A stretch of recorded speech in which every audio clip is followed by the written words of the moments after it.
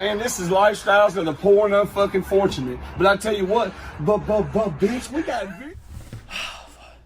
Then somebody just said, "Damn, you talking about big girl or something? You out of breath whenever." I just went up fucking 5 flights in this bitch. Yeah, there's a lot of stairs. What they said, they was arguing over the bed. I was like, man, I'll stay in the fucking bunk bed. It's on the first fucking floor. Fuck. Yeah, man. Well, we appreciate you sitting down with us, David. Nah, dude, you're doing really well with it. I appreciate it. Fuck, your subscribers and everything are going crazy, ain't they? Yeah, they're starting to jump, man. It's really starting to pick up steam with the interviews and the subscribers. 15,000 since April. Yeah, That's crazy. We doubled our subscriber base in 6 months. Yeah. You know, between the interviews and the podcast is doing real well. Especially the one we just did with Jelly, it's doing well. So we're just keeping that consistency going. That's really what it is, dude. Yeah. It's I see so many artists, and I used to be one myself. Like, I can't put it out till I got a whole album done. Yeah. And it's like we just live in a different time. You just got to drop shit, because people forget about you. Yeah. And it's like the last 2 years, it's one thing I've watched the biggest increase in my career ever since I switched straight to just embracing country rap, and I also stay consistent. I don't feel like anybody's dropping more content than I am as far as videos or songs. I feel like I drop at least one a month. You know what I'm saying? For sure. You got one. Well, as we're filming this, you got one dropping tomorrow, right? Yeah. Yeah. But I already got video shot for my next project. I got lyric videos already created for my next shit. I feel like I'm starting to see how it's so funny, bro. I fucking have done music for 10 years. I've done some cool shit, and you know, I've done. I was more urban, but I've always done country rap too. Like, but I was one of them artists. I could never identify a fan base. I wanted to do fucking fist pumping songs, then I turn around and do a thug song, then I turn around and do a sex song, and it was like I'd have EDM in one record, but then I'd have one sounding country rap. So I'll never forget. I just got in trouble. It was when I caught my fucking weed case. I was going through a dark time of my life, weeding people out, and I was just looking at my life, and I'm like looking at all the last few years of my life, how crazy it was, and the shit I was doing. And I'm like, that ain't even who I am no more. So I remember looking at my fucking streams, and the biggest streams I'd done were on songs that all had country music influence, and it was like almost like all my other songs had no fucking traction. Yeah. So I was like, you know what? I'm gonna do a whole fucking album like this, and I'm gonna not cuss in it. And I would never fucking forget I did that shit. And as soon as I started doing the music, anybody heard it was like, holy shit, bro! Like, this is like the best music you've made. And so I went to Average Joe's with it. I went to the Sony reps because I had a distribution deal with Sony at the time. And then I'll fucking never forget my first experience with the Lax at the Lack Fest. I show up like a fucking pretty boy, you know. I'm like, it's just a concert. I didn't even never know what the fuck a mud bog was, bro. I'm like, I show up, these motherfuckers are riding four-wheelers, fucking Skechers and fucking tank tops, mud all over them, and like fucking $1,000 boots and shit. I'm like, what the fuck? I was not prepared for this. I had to go to Walmart and buy fucking clothes. And I just remember seeing all them people and how supportive they was, and they was just so friendly to me. I was like, I want to be a fucking part of this shit. So that's how I started fucking with the Lax, and then we dropped it Like That song, and it fucking took off. No money behind it, and I come from, like I said, doing urban, to where I'd put videos out and I would spend thousands of dollars on promotion, and it would get nothing. I would get something, but it would be nothing. Now I'm like, dropping everything I drop now is just organic. Whatever it does, and it's just crazy, but it's an awesome thing for real. When did you, so like growing up, like, are you from, first of all, let's just do this, that was dope. I'm keeping all that you just did, but Chat Arms TV, we're here with the dog Dusty Leigh. What up? And we're gonna sit down and, if you don't know who he is, you're gonna find out. Hat. And I take pride. For sure, absolutely. I take pride in being the best looking country rapper. Which is not hard. So we're gonna be sitting down with him. We're gonna kind of give you a behind the scenes on how he got into music, and we'll I got your stuff pulled up on Apple Music. We'll kind of just go through stuff, and you can tell stories, whatever you want to do. So, are you from Kentucky originally? Louisville, Kentucky, born and raised. Okay. About what time do you think that you got into music? Did you start singing? I've been doing music, writing music since I was 8 years old. It started off writing funny songs.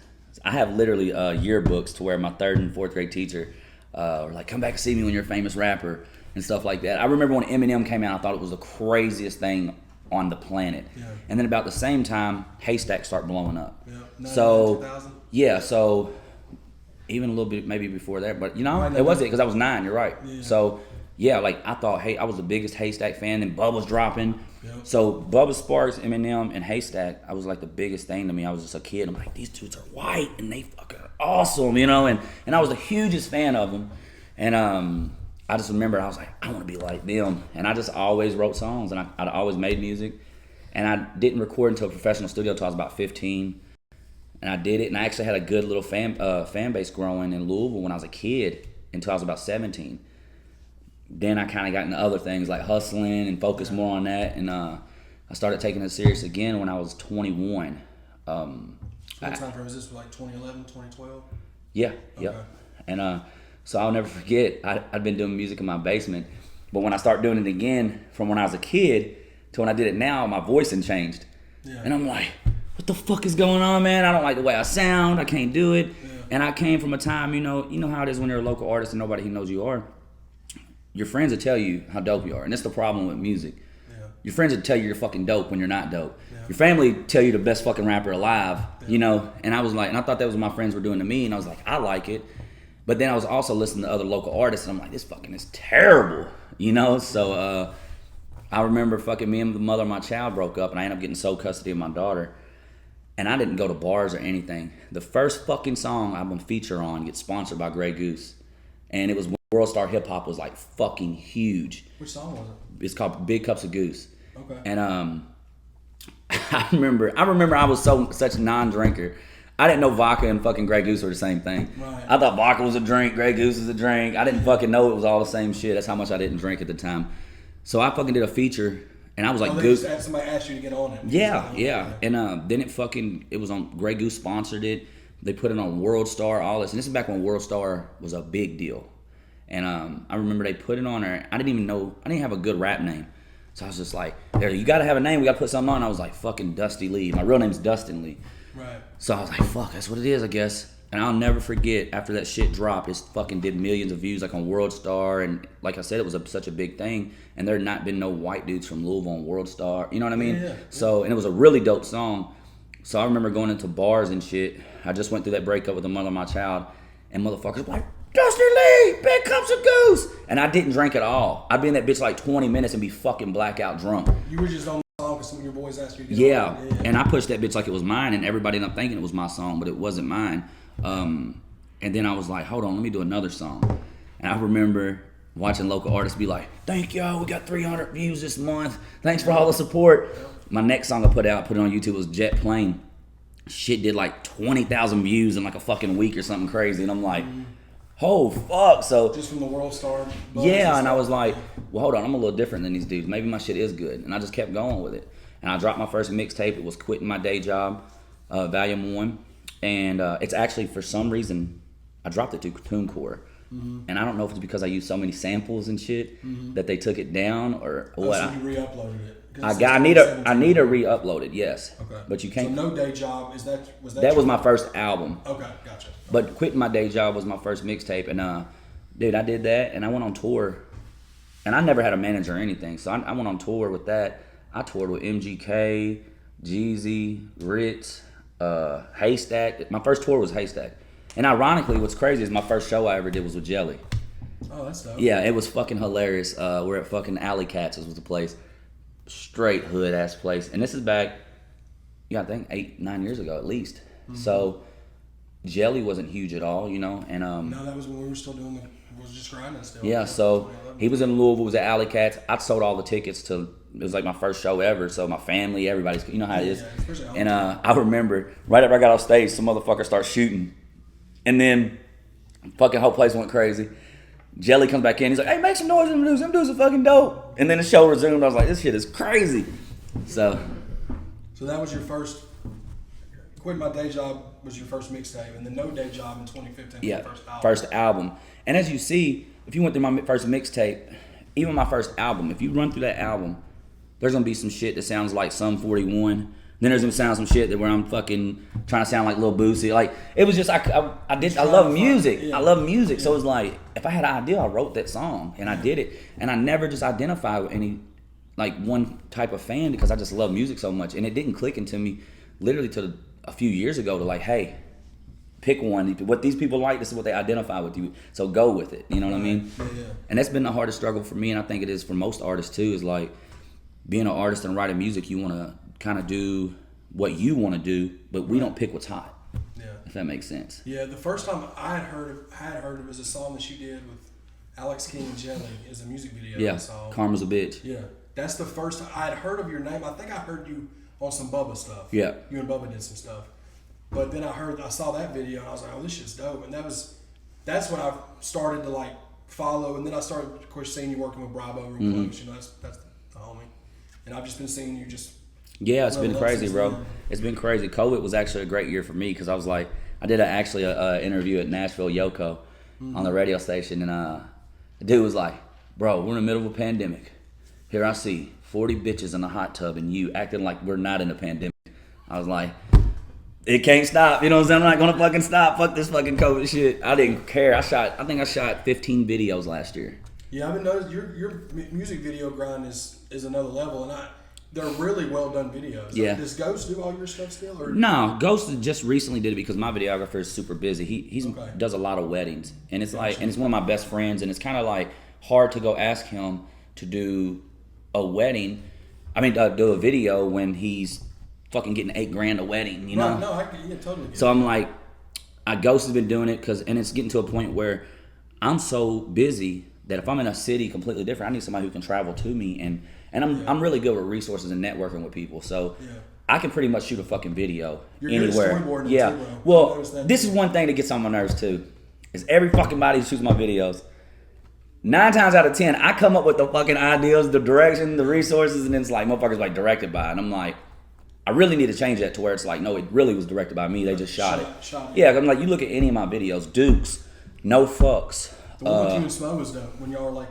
Yes. So like, what it usually happen is I come up with the idea and then I run it by the videographer and then we'll develop it from there. But it's like I start with the fucking ideas because I fucking find humor. I'm a very funny person, and I fucking, to be happy, I do dark humor when I'm sad. You know what I'm saying? Like, so humor is a very big part of my life. So every video I do, I want there to be some kind of skit in it that people will laugh or they're like, oh shit, this is hilarious. So I definitely feel like I've done really good with production and ideals, you know? Right.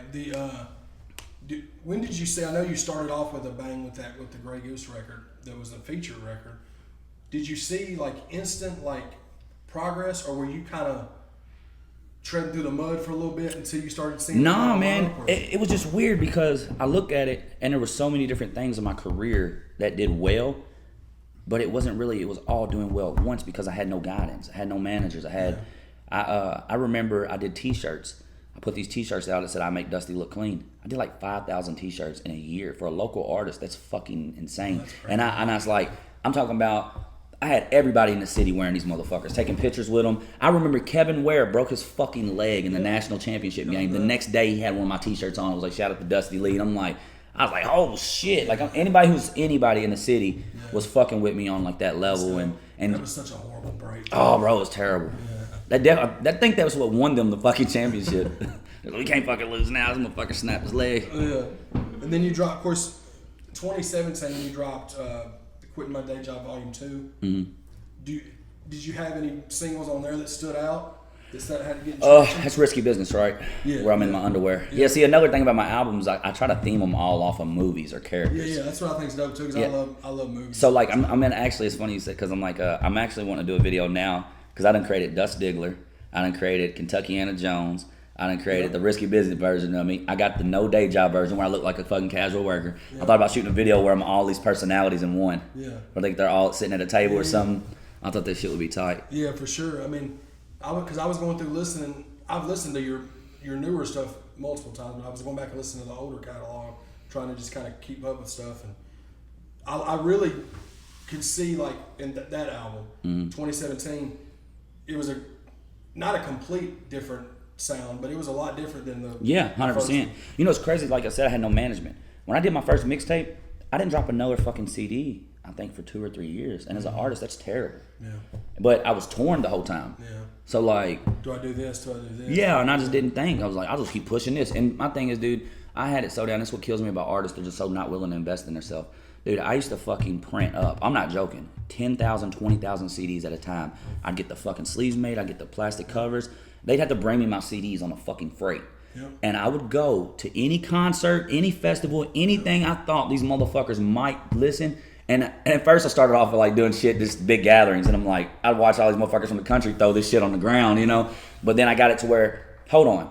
Some of these fans might like it. I'll go outside these motherfuckers' shows. And I traveled tours sometimes just literally following the fucking, like outside, hitting the people outside the show. And I would travel tours like that. And yeah, and that's what I'm saying. Like now, bro, because you're younger than me, but you're still like at a point in the game where you had to do that kind of the grind. Yeah. Now that's not a thing. You Yeah, they'll never know. They'll never know. Bro. It's not. It takes a different kind of a hustler to be able to. Yeah, like dedicate yourself it's to very that, man. for artists like us. It's definitely different when you know that I put in all the footwork. I've invested. I'm talking about in 10 years. I've invested a few $100,000 easily that I know of. That I'm talking about. I can say it in a few purchases, Right. and I'm like that I put into myself. And to then watch somebody do a fucking TikTok with nothing and blow the fuck up, and then they got the biggest song in the world, and you're like, what the fuck? What's that? Yeah. They didn't even work hard. It's just kind of a fluke thing, man. That's what we. But the good thing is, like, especially you know how to do both sides of it, to where you're being able to take the hustle you was doing in the physical era, because you was towards the end of that era, like 100%. and so now you've been able to just take that into the digital era, and it's doing well too. Yeah, well, dude, they'll even tell you it's hilarious. In my fucking garage, still, I have about 10,000 free fucking copies of No Day Job. So I give them out to everybody on tour. I'm like, and I hate doing it because my music has evolved so much and it's completely different. I was fucking 22, 23 years old. I'm 30 now, so I was a different person, different artist, you know. So I hate giving it to them, but it's like, what the fuck do I do with 10,000 CDs? It's at least, it's at least a fucking business card, you know, like. Yeah, and a lot of things too. I've noticed too. Stuff that you like, your older stuff, you're not gonna like it near as much as the stuff you do now.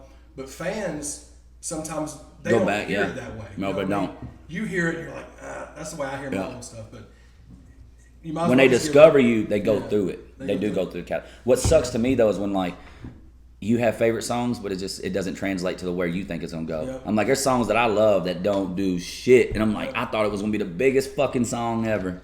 Yep. And then you'll have some that you liked, and then they hit completely different, and people just take them and run with them. Oh yeah, it's fucking crazy. Yeah. And I'm starting to learn that. But what I'm learning now, and this is what Demun explains to me. Demun's been a very big influence on my success in the last couple of years.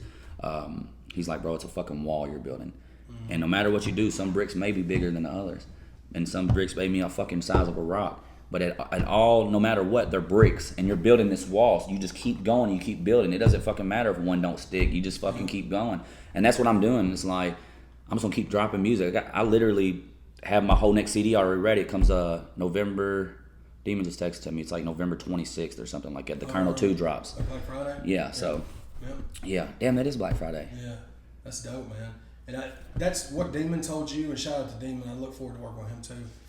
What he told you is very similar to what Jelly just told me in Squints on the podcast. Is that just be consistent. He said just keep doing stuff. Don't even look at metrics. Just keep doing stuff. Make sure people know it's there, but just Yeah, keep dude. being consistent. I tell people all the same time. I'm like, it's so funny because I've seen like fans of Jelly get mad. Like, you ain't the same Jelly. It's like Jelly's a fucking grown ass man now. Right. Like, he's not Jelly when he was 25. He's not Jelly when he was 30. Of course, he is a different person. His life, he's going through different things than he was when he was 25. Like, I'm sure Jelly went through some rough shit when he was 25, and that influenced his shit with crack houses and trap houses, and people don't understand it as artists. Like, we find inspiration. You know, it's like I'm not one of them people. Brandon Hart, for example. This motherfucker literally can sit in a fucking studio and never do nothing fun. Sit there, stand in front of a fucking computer, produce the fucking record, write a whole elaborate song about some amazing shit, some beautiful fucking lyrics, and never leave the fucking, not even left the house all year.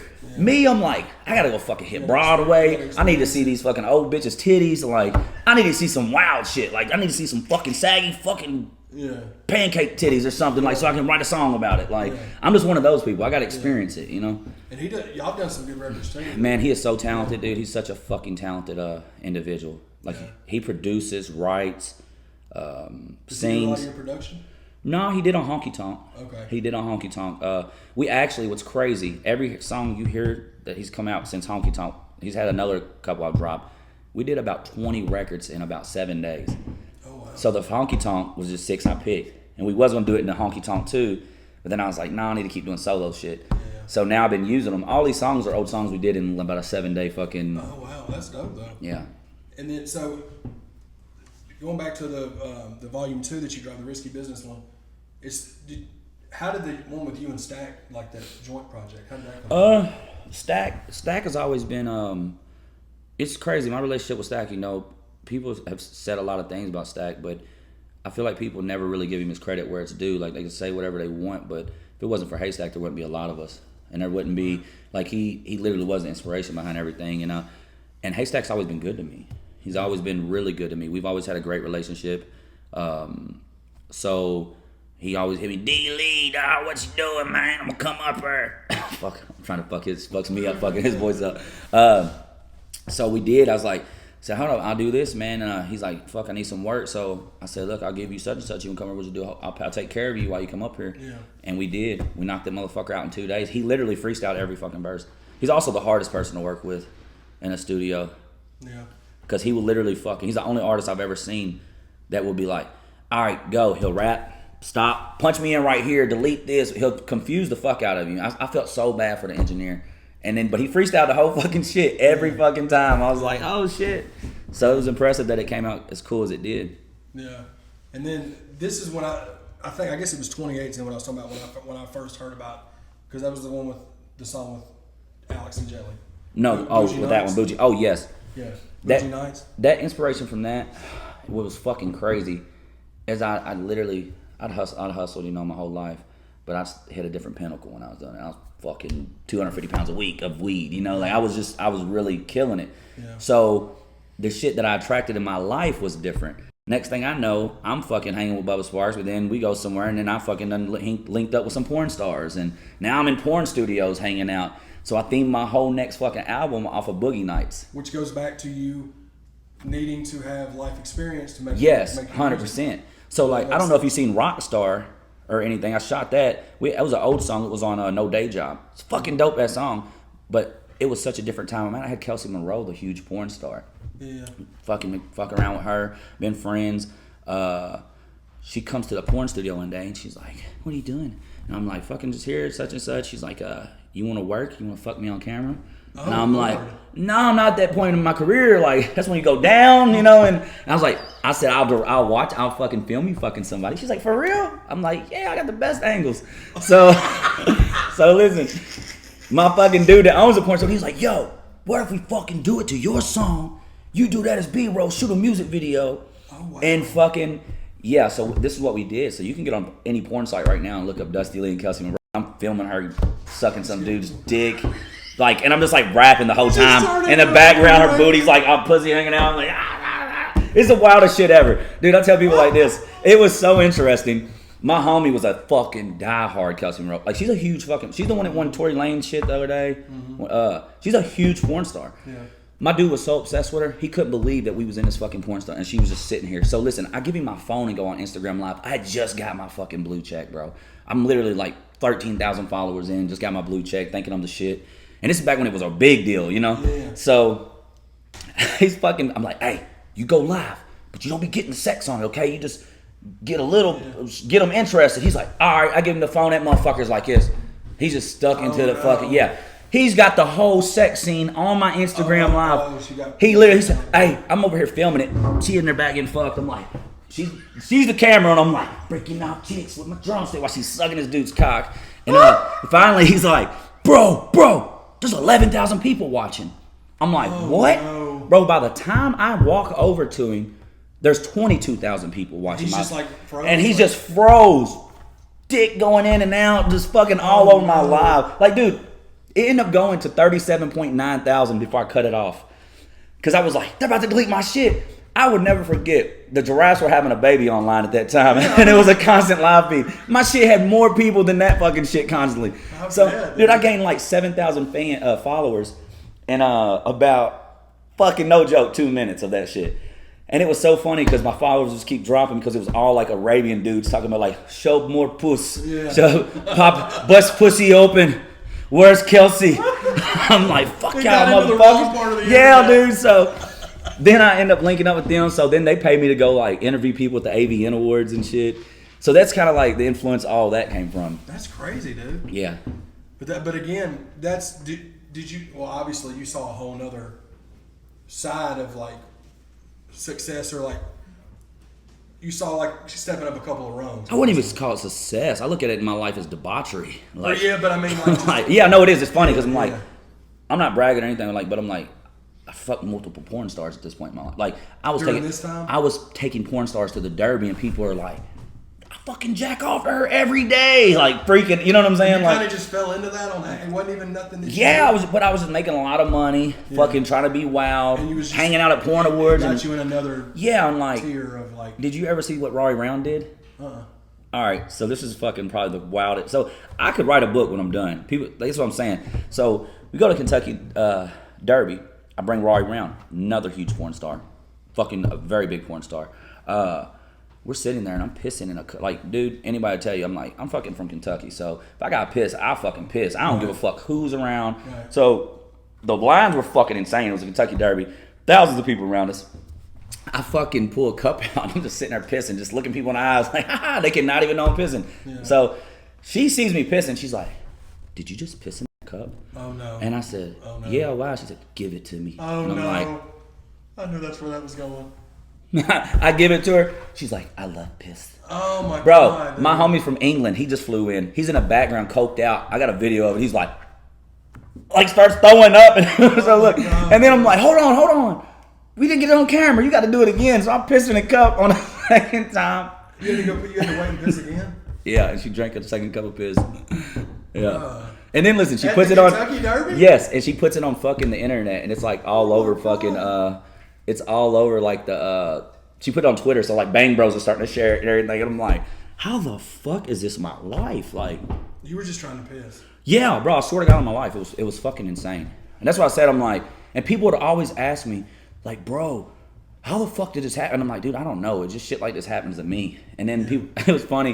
We were walking out, and she's like, people are just so judgmental because people are like looking at her like, what the fuck? And I'm like, in my head, I'm like, bitch, you just drank piss. Yeah, like, what the fuck is wrong with come you? on now, But like- then I'm like, don't worry, they're just judgmental people. Well, of course. And then I'll never forget, like I said, my English homie came in town. So we're all at my house the next day, and he's got an English accent. And she's like complaining. She's like, my tummy hurts. Or my belly hurts. She said, because you got 2 cups of Dusty's piss twizzling around in your stomach, your tummy. No wonder her stomach hurts, man. Yeah, I'm like, fuck is wrong with y'all? Yeah. That's why I'm really good to my daughter. I'm like, God, if I ever catch her drinking piss at the Kentucky Derby, Yeah, I mean, she's that's definitely just- disowned. That's another level. So, speaking of, from that, so we can kind of veer off to this. Like, you're working really closely with Demun Jones now. Yes. When did you and him link up? Was it around On this like time? that. I'd actually signed. Okay, so fast forward from that project right there. Yeah. I got in trouble. I was living reckless, bro. I was having, dude, I take 10 people. I tell people all the time, it's like you're in a room full of people, but you feel alone. Yeah. Dude, I was taking fucking 15 people I didn't even know to fucking Jeff Ruby's on a Tuesday. You know, like, just because I'm like, I just had a lot of wrong people around me. And that's the point I was in my life. I was a young motherfucker. You got to think, I grew up poor as fuck. So I was just shining on everybody. You got to think I'm buying Teslas, Maseratis, fucking Rolls Royces, all kind of shit at 26, 27 years old. And I got in trouble, and it kind of woke me up. And I just remember being like, dude, I don't even want to be surrounded by this shit anymore. I started looking at my streams and seeing what was positive. I was like, I want to make a project just like this, all like this. I don't cuss in these songs, and I'm going to fucking do it. So I started doing it. My social media dude, Johnny Black, that's one of my good friends. He fucking was doing the Lax social media. So he's like, yo, if you do it, I could probably take you to the Lax, and they'd be interested. So I get this whole project done. Had you started doing the country rap stuff? Yeah, I started Kentuckiana Jones. That's what this. Okay. Yeah. So I actually take a few songs with fucking Average Joe to Average Joe's, and we sit there with Forrest Bubba. Bubba was with me. Yeah, so he's on this record. And he was like, we was talking, and nothing really ever came from it. And then I talked to Sony. Then Leigh flew me out trying to sign me. Cleopatra Records or something. I think it's what it's called. But they've been around for like 70 years. Yeah. And they got the project. They were trying to sign me. And then Johnny was like, yo, Clay and them are interested. They want you to come to Lack Fest. So I was like, okay. So I went to fucking Lack Fest. And I'm thinking, here I am, this wild motherfucker. I'm about to show these country motherfuckers how to party. Like I consider myself country. Like I grew up in the city, but summers I spent in Eastern Kentucky. All my mom's family's from are real hillbillies, like the real fucking hillbillies, like probably fucking their cousins hillbillies. So, but so that's how it is. I'm like fucking city, but I'm fucking you know. So I got the best of everything. But Clay and them are motherfuckers the Lacs are motherfuckers who've never had nothing city in them. They're just fucking real redneck motherfuckers. And I'm thinking, I'm going out here and I'm going to party these motherfuckers. I'm going to show them who's boss. I woke the fuck up real quick. I was like, these country motherfuckers are crazy. So you went from, when you did the goose stuff, you're not even really drinking. Did you start? Oh, yeah. I drank like a motherfucker now. Partying, yeah. Gotcha. I drink like a motherfucker now. So I started working with the Lacs. Ended up signing with Dirt Rock. But I went into them. I had a whole full project already done. Yeah. And I financed all myself. So we did like that. And she's got several million views on YouTube. Yeah, it's almost 10 million. Yeah. And in a year, like a little over a year. And so Demun jumps on it. It was funny because other artists like, Demun kind of stays himself. He's all business. Well, as soon as I met Demun, it was cool as fuck because I know he's like one of the bigger names in the genre. As soon as he's like, oh, what's up, Dusty Leigh? And I'm like, this little Amish motherfucker knows who I am, you know? I was like, it's pretty fucking cool. Yeah. And so we start talking. Well, when Clay and them were like, you need to probably try to get a couple big features. We could try to reach out or something. I was like, I've never been that person. I'm like, I'm a really good people person. Every feature you see that I have, I think the last feature I paid for was Jelly. And it was Karma's a Bitch. And and Jelly wasn't really charging me. He showed up to the studio. It was crazy how that record even happened. Yeah. But then I ended up just giving him some shit, you know? Yeah. And, but it's all been off networking, been friends, you know? And so I reached out to Demun, and when I told the Lacs that Demun was getting on like that, they were like, how the hell did you do that? Because he didn't do no songs with their other artists already. Mm-hmm. So we do like that. Before it drops, I'm with Dirt Rock, we're on the cruise. Incident happens with another artist. I end up getting kicked off of Dirt Rock. Well, we decided to go separate ways. Right. And then it's kind of a depressing moment for me. My Kentucky and Jones album about to drop. From the person before it dropped, you and the label had split. A fucking month before my CD drops. Yeah. So which sucks. Before I got into it with somebody on the label or whatever, and because fucking respect to the Lacs, but I beat the fuck out of them, and they're fucking douchebag. But I ain't never publicly mentioned it, and so this dude literally was on the album, whatever cover. Within 5 days of my shit dropping, he sent me non-disclosure contract saying that I had to take him off the album. Had to fucking take him off the album cover. I had an elaborate, like I had this shit crazy. So within 5 days I had to do all this, return it in and do it. So I did. He did everything he could to fuck the Like That drop up. Next thing you know, Like That's doing fucking 20, 30,000 views a day organically. Yeah. So me and Demun kept contact once I decided to step away from Dirt Rock. And he's just mentored me. And I just keep dropping. He tell me what records are dope and just keep this. And he's like, just give me inspiration. He's like, I'm telling you, you're going to be big in the next few years. He's like, I can see the growth in you. He's like, your hustle is something most of these artists never have. I definitely, that's the first thing I realized about you, just your work ethic and your grind. I could see that just from, because that's kind of how my mind works too. Yeah. So I saw that. And he's what he said. He's like, so we worked hand in hand and then we end up doing the Joneses. And then, that whole Joneses actually wrote that song for him, but then I come back to play with it. And I was like, what if I'm looking up to you trying to be you? And I gave him the funny idea. He's like, let's fucking shoot that shit. Yeah. So we did it. And about a few months later, we've been talking. He kind of mentioned like, man, fuck you. Maybe we work together. You know, maybe would you be interested in working with Raw? And I was like, yeah, man, I felt like I owe it to you. So I signed with Demun, and I had 2 years, and we just decided a day. Well, from the moment Jones drops, 2 years. So it's already over a year into it, but Demun has definitely been a fucking very good, like he's definitely mentored me into success. He's opened my eyes to a lot of things. I would show up to shows drinking, and then he'd be like, do it sober. I do it sober, I'm selling $2,000 a night in merch. I'm fucking killing it. Like, shows are way better. They're all vouch, you know, and it's like, it's just crazy. The things that he's taught me, you know, as an artist and an entertainer and a hustler, it's like I couldn't replace, you know. That's all that I've ever heard from Demun. I heard Broadneck said similar things to about Demun Jones too, and I just like Demun's whole look on life. He's all about positivity. Yeah, He's great dude. Which is how I am too. But he doesn't curse in his music. No, either. not at all. Yeah. Well, no, it's so funny. They say that. All these motherfuckers don't cuss in their music, but when I get a feature from them, they decide to fucking cuss. I swear to God, it's fucking hilarious. The Lax, not a fucking cuss word on Kentuckiana Jones. This motherfucker Brian comes straight on at the end. He's like, "We the coolest motherfuckers on the radio." I'm like, "You ain't cussed in 10 years on a song, and you just want to cuss on my shit." Yeah. And it's at a point where I'm like, I ain't cussing no more. Yeah. Fucking Adam Calhoun, I ain't cussing 2 years in the song. I be telling people don't cuss in it. I told Adam, I said, try not to cuss. He's like, all right, I got you. Get the fucking verse back. Suck a dick, fat bitch booty, fucking eating ass, horse. I'm like, fuck Adam. Shout out to Calhoun, man. Yeah. We're gonna be linking up with him soon too. When did you link up? When did you make? I met Adam at the Big Trucks video, and it was so funny. You know, my relationship. Yeah, the funniest thing is how that whole thing came. Bravo sent me the record, and he's like, yo, I got a fucking record for you and Sab Dog. It's fucking dope. He sent it to me. He's like, who else you think can get on it? And I think it had cuss words and shit in it. And I said, if you take the cuss words out, you make it more PG, I can get Demun on it, I bet.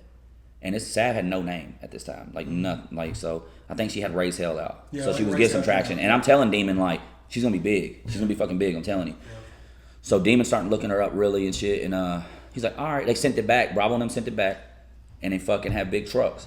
They came up with big trucks, and then Demun was like, all right, I'll do it. Demun sends him the verse. In the middle of all this, out of nowhere, Adam calls us down there, hey dog, you care about getting on the song, man? I heard this song. I'm like, what the fuck? Oh, so that's how that works. then they're like, we need a video to it. So bro, it was so crazy. I left Louisville. We had to shoot all these videos in 3 days. I left Louisville, went to Gray, Georgia, 8 hours, picked Demun up. We drove directly 8 hours to Orlando, shot big trucks, jumped right back in the car as soon as it was done, drove back to Gray, Georgia, drove back to Louisville, picked up my videographer. We drove to Lexington the next day, shot fucking Joneses, drove back to fucking Kentucky. The next morning we shot a video for Demun. Oh man. Yeah, so. Yeah, it's about that grind, dude. Yeah, but I met Adam and it's so funny. I was always like, this motherfucker. I've only seen him online, you know? Mm-hmm. And he's always fucking like aggressive and shit. He's a big teddy bear now that I know him, but he's fucking always so fucking aggressive. He's just like a little angry elf, you know? Like when a little fucking, I call him a dwarf on fucking Lord of the Rings. He just needs a battle axe. So I'm like, I'm a big personality. When I walk in, you see my fucking hats and fucking, I want people to know her. Plus I talk like a motherfucker. I can't quit talking. Yeah. So I'm like, this motherfucker's gonna hate me. Like, you know, like, he's gonna fucking just be like, fuck this fucking guy. His little gay Chicago accent. And we fucking link, we got the video. Me and him just sitting talking, whatever. We fucking have a good time. He ain't fucking punched me in my eye or nothing yet. So I'm thinking it went well. And then he writes me afterwards. He said, hey, bro, I just want to appreciate you being a real motherfucker, dude. You're cool as fuck. It was a pleasure meeting you. And I was like, what the fuck? Like, this is cool as fuck. Yeah, he's so cool, man. And we fucking... Yeah, he's cool as a fan, dog. Yeah, no, he really is. I talk to Adam every day almost. Yeah. And I consider him one of my really good friends. Yeah. And he's definitely one of the most genuine people I've met in this industry. He's a very genuine man. And I found that out quick. Yeah. With just the way he was to me and my lady and Leroy, like he's super. Oh, dude, I'm not playing. I'm the guy that pays for everything. You can ask Demun. Anybody that knows me. Anytime I go with people, I always try to take care of the checks. I get around Adam, and I feel like his bitch. And I'm like, dude, like he just does shit. I'm just like, it makes me uncomfortable. I'm like, am I have to suck his dick after this or what? Because I'm just like, we'll be at a nice dinner, and I'm like, I'm used to getting a check, and he does it to me, and I'm like, fuck, dog. Like, I know he's been to prison. Fuck, what's got to come from this?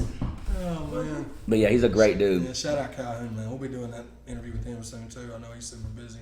So when you dropped the Kentucky, the one you was just talking about that day, you dropped that. Was Honky Tonk EP the next project? Well, it was a cold. You got to think. Right before I dropped fucking Kentuckiana Jones, the world shuts down. I was on the cruise. Donald Trump had a sign for us to fucking let us back in the country. We were on the last leaving cruise ship in America, out coming out of the Florida port. Like in March? They would test everybody. If anybody had a temperature, they fucking hauled at you on the water for 2 weeks. They let us go. Whole time, everybody done canceled. This is the best fan base in the world because of this fucking reason. Everybody's done canceled their fucking tip. We got 2,000 rednecks on a fucking cruise that were like, fuck COVID. We don't know. They're talking. You got to think this is right when it's popping off. Like people are, they had a hype forever. They're like, fuck this. They all still came. Dude, we drank in a 4-day cruise. We drank them out of liquor, bro. And the whole time they're talking about, They ain't gonna let us port in Mexico. We're probably gonna have to sit off the port in Mexico because of COVID. We get there, Mexico lets us in. They're like, fuck it, I don't give a It's right fuck. at the beginning. Yeah. People don't really, So then when we're getting on ship, they're like, they're not letting us back in America. Like the captain done told the management and everything, like, we're probably gonna be stuck in the port. Dude, they had a test. They was testing everybody. We come out taking your temperature. Thank God, not one of these motherfucking rednecks had a fucking a fever.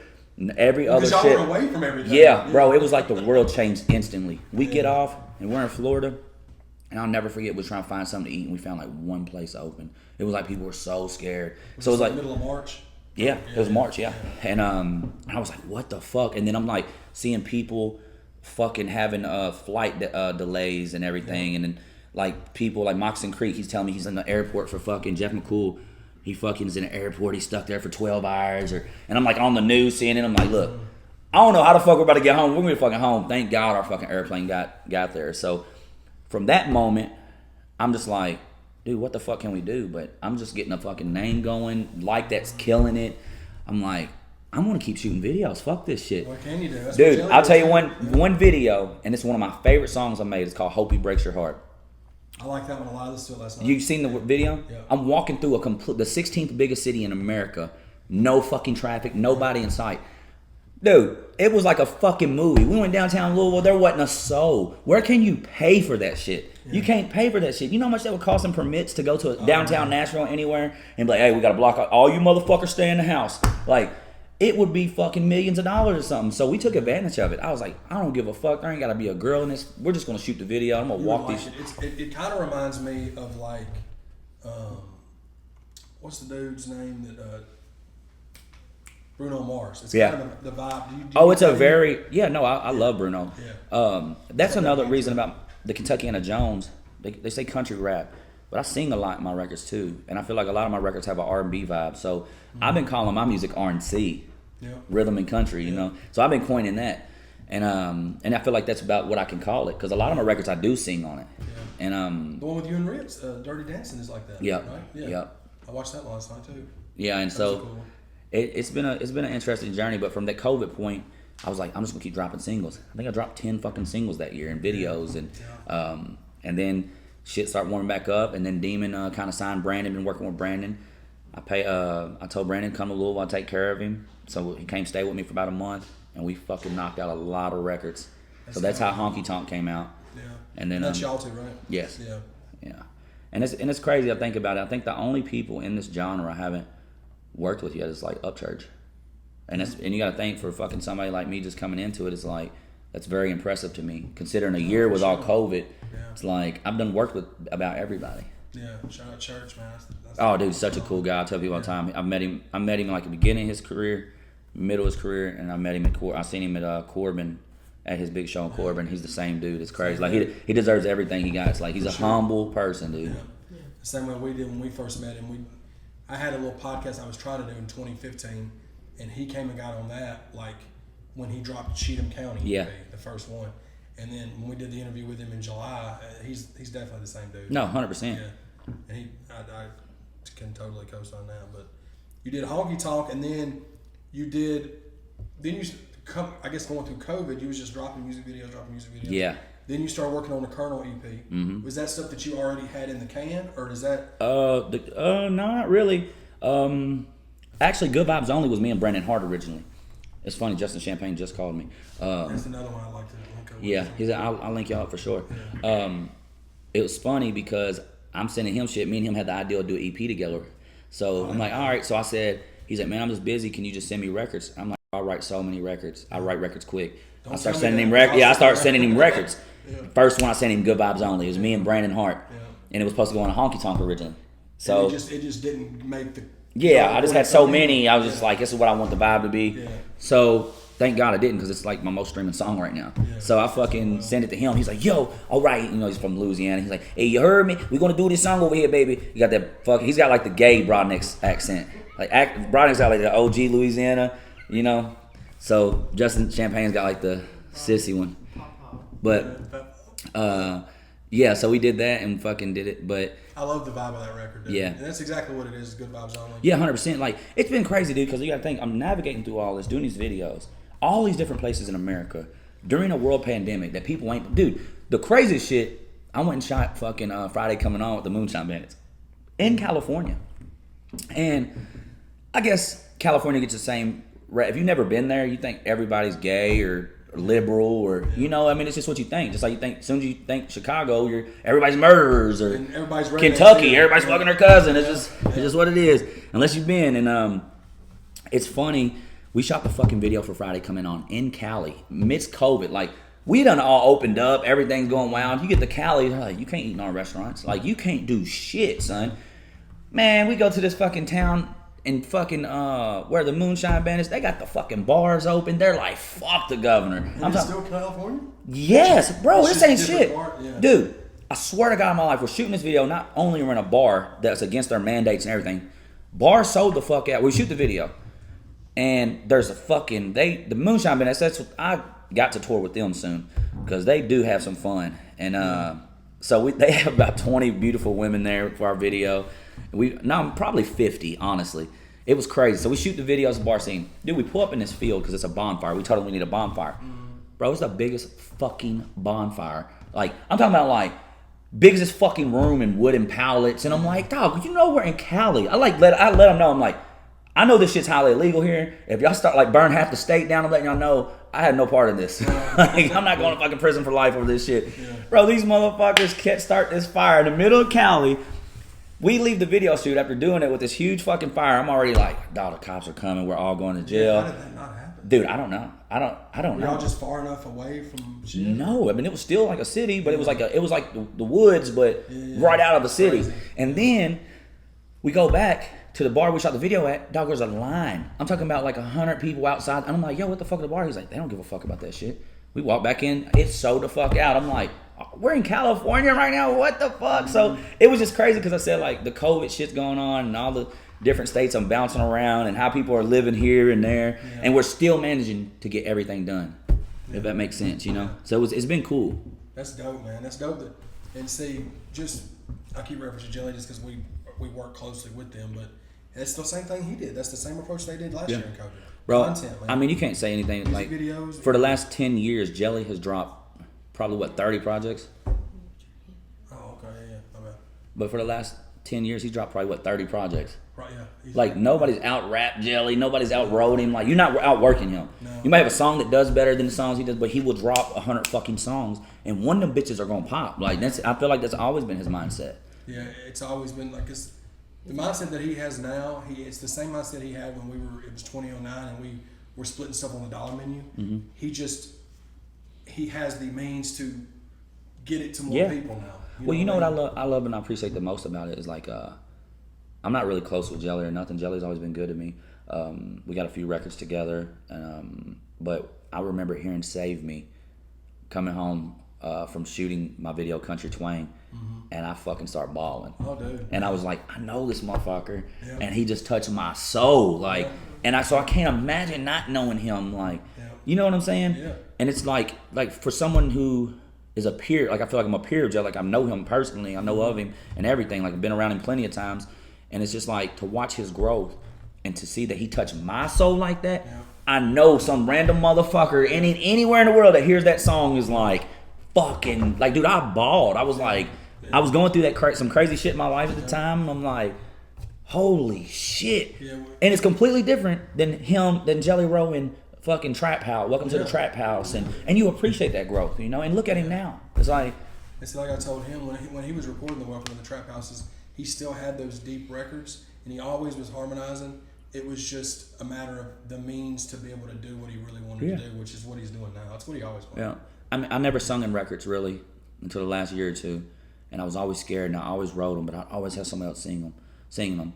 And I'll tell you what started the first song off of Kentucky and Jones, what really started this whole idea. Mm-hmm. I was in Jim Johnson's studio, working with Brad Jennings, and I did "Turn Me Up," and I was like, "Here, I'll write the hook." He was playing the guitar, and I was like, "When I think about you, I think about we, I think about us," and I was like, "You sing it." He's like, "No, you sing it." And I was like, "You just never thought about just you doing it?" Yeah, and then I sung that shit, and I was like. Damn, this shit's fire. You don't even use auto-tune or nothing. No. I mean, I feel like there's always auto-tune minor on everybody. It's not like you're just... It's not carrying the note, right, yeah. And so Well, I don't know what the engineers use on everything. I just feel like there's always some kind of pitch correction to perfect it. But you can tell that you can actually sing notes. Not like I know that I can hold a note well, Yeah, if that makes for sure. sense.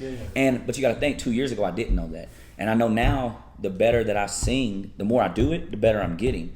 So that's why I look at Jelly. I'm like, this motherfucker's doing rock albums now and fucking murdering them. Like, and it's like, at what point in his head did he hit this? Because I feel like if I keep doing it, I'm gonna hit that, and I'm gonna be fucking singing fucking rock and roll or something. Like, you know, you just never know. And so you just appreciate the growth of an artist and the confidence that he's instilled. You know, and it's very inspiring to somebody like me because I love singing and I love rapping too. Yeah, for sure. So that brings it. You know, the Colonel EP that's out now. You want to say why? You want to talk about being? You said you became Colonel in Kentucky. Yeah. So okay, we know I have my own day in Louisville too. No. Yeah, I have a Dusty Leigh day. Yeah. Oh, that's another thing. So listen, that's another thing. So this is Bougie Nights era. Okay. Okay. So Bougie Nights era, the porn shit, all this. I'm hustling. I'm making fucking $100,000 a month, hundreds of thousands of dollars a month, like fucking murdering life at a young age. Mm-hmm. They fuck around, give me my own day in Louisville because I've always done charity work too. Yeah. So the more I made, I always did. Like I still did last year in COVID. We fed 3,000 families turkeys. Like it's huge, you know. Yeah. And I've always did backpacks. I've always done cancer charities for my city. So they gave me my day. Well, shortly after is when I got in trouble. So. Did you have to go lay down for a little bit? Nah, fucking was weed. Shit, I ain't no gangster for real. Yeah. Shit. So I sold weed because if I sell meth and they told me 20, I'm telling on everybody. Yeah. So, hey, can't do it, player. Y'all all going down. Yeah, I got you. So I stuck with weed. Yeah. And but no, and thank God, fucking, you know the law in Kentucky, after 5, it's the same charge no matter what. As long as you don't get caught with guns and shit. Oh. Yeah, okay. So I don't know how Tennessee is on y'all's weed laws, but I don't know. it's like up to a half pound and then becomes a D class felony, and then half pound to 4 pounds is however or something like that. Whatever the fuck it goes. It's like, but after 5, you might, if you get caught with 5 pounds, you're a buster. You should done got caught with fucking 500 pounds. Right. So it's the same fucking thing. So at least a good story to tell.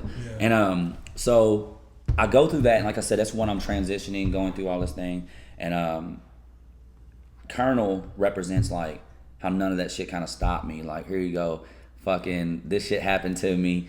I fucking get through this shit. My name's getting bigger. My community still fucking loves me. Yeah. And then they give me the highest honor you can have in Kentucky and make me a fucking colonel. So it's like, suck my fucking dick. You know what I'm saying? You fucking snitch ass bitch. Try to ruin my life. That was just because of the work you did in the community? And like, yeah, 100%. I've always been a good person, and I always have helped my community. And I think no matter what, dude, it's fucking weed. It's such a fucking socially accepted thing now. You know, it's not fucking 20 years. Yeah. When I think about it, it's funny knowing Blow, when Johnny Depp's character, George Young, got caught. I got caught with fucking more weed than he did in one of his charges. So I'm like, think about 20 years ago, I'd have went and fucking spent 20 years in prison probably, you know? And it's just crazy to see how it's changed, but it was just kind of like, that shit happened. My girlfriend actually snitched on me. So it was a very dark time in my life coming out of that and finding this country rap and doing music and pursuing it. So the Colonel, them giving that to me, dude, it kind of just represents like, fuck all you guys. Like, I'm fucking killing it still. Y'all can suck my dick. I'm going to be great. So that's why I became the Colonel. It's the highest honor you could fucking receive in Kentucky. So I was like, you know what? I'm going to call my fucking EP The Colonel. Yeah, why not? And it actually started off as an album, but Demun wanted to split it up into 2 EPs. So now I'm about to drop Colonel 2. Well, see, and shout out to Lex Top Dollar. We're fixing to go link up with him. He says, and he makes perfect sense with this. He was like, you can get just as much traction with a 5 to 7 song EP as you could with a 15 song EP. Yeah, dude. I'm not lying. I mean, bro, Morgan Wallen is one of my favorite artists in the world. Yeah. I love Kanye. I love Drake. Yeah. I'm not sitting down and listening to all the. Well, no, Morgan Wallen I have, but it took me time to get through it. Yeah, because it's just like, dog, how much fucking shit you got to sing about? You know what I'm saying? Like, that's a fucking lot, and that's definitely the fucking greatest album probably in 10 years. But like Drake's, it's like, bro, I don't even want to give a lot of these songs chances. Yeah, too many, bro. Because it's just fucking too many. Yeah. So I think even after this EP, I think all next year I'm just dropping singles. That's the way. That's really the way to go with it. You know, like singles and EPs. Because the attention span of people is easier. Yes. They look at a 5-song project, they're going to be like... Well, bro, the thing about doing music, and like you'll know this, I know you drop music, so you see the song you think is going to be the biggest is not 99% of the time not it. Yep. So it's like you fucking dedicate a video to this motherfucker and all this, and then you start watching this little song that you put at number 4, just start streaming that bitch with no video, nothing. You're like, fuck! So it's like I'd rather just shoot a video to all the ones I believe in and just drop one a month and just see where it goes from there. Yeah, that's true. So when you thinking on dropping Colonel 2? I just got it approved from distribution goes through. Well, Raw uses Average Joe's for distribution. Yeah. So we just got it approved for playlisting and everything for November 26th. Oh, that's right. Yeah, so what's crazy is because I've never been on playlisting because I've always, like I said, I've never had management or anything. Yeah. So I never realized how big that was. And now it's like, I did this last EP, The Colonel, gave it to them in time. How you post, they're like, we want it 8 weeks in advance or whatever. And I'm like, all right, I've never been that. I was like, I want it, I'm gonna drop it. Yeah. Not same as 99% of artists. Yeah. They don't realize how bad they're fucking themselves. So I gave it to them in time. Guess what? Good Vibes Only makes the 3rd biggest country playlist on Spotify. Spotify picked it. Yeah. And I'm like, I'm watching that shit stream crazy right now. And I'm like, because of fucking playlisting. Yeah. So I'm like, yeah, we're just gonna drop it whenever y'all think it's right. You know what I mean? Dope. That's dope, man. Well, I'm glad to see you being able to get to that level because you definitely, I mean, I can see that just from over the past few years that you're working towards. Yeah, man, I definitely am, and I've been very blessed to create real friendships with these people. Mm-hmm. Like I tell people when they're like, "Man, you fucking," I'm like, "These are my friends. Like this ain't just I call them when I need something. I call them to tell them they're a fat piece of shit. Sometimes I call Adam and tell him suck a dick. You know, just joking. We joke every day. Right. Like we literally, that's my friends, and I try to advise every artist, be friends with these people. Don't go ask, hey, I got this song, I fucking rap. Will you do a verse? And that makes you want to get smacked instantly. And it's like, everybody I worked with, it was never just what could you do for me. It's like, I create real friendships with them. And then usually they'll come to me with it. Like Adam, I didn't ask Adam for a feature or nothing. He said he was going to do something. He's like, I fucking hate doing them. I was like, tell because you never did one for me, fucking with him. He's like, oh, bro, I would love to do a song with you, bro. Like, just send it to me, bro. And then I sent him like, yeah, but I sent him like 17. That was the one I wanted to send him first. And but he's like, first Adam's just fucking bipolar because he's like, all right, bro, send me something. So I send him something that's like really depressed and aggressive that I think is him. I'm like, because that's what he is to me, his music. And it's like, I send it to him. He's like, I want to do some of that happy go fucking lucky shit that you, dog. Cause fucking do it. Come on, fucking guy. And I'm like, all right, dude. So then I start sending him records. Then he goes back to, come on, bro, let's do some fucking gangster shit. I'm like, dog, what the fuck? Like, I don't know what the fuck you want to do. I'm dedicating whole studio sessions for hooks to this motherfucker. And he's just shooting them down. Finally, I'm like, this is the one I want to send him. I'm just going to send it. If not, and I send him off. He's like, it ain't really my shit, but I'll just do something to it. And I'm like, all right, Adam, please don't cuss. All right, I got you. And motherfucker has to rhyme with fuck in the song at least 6 times.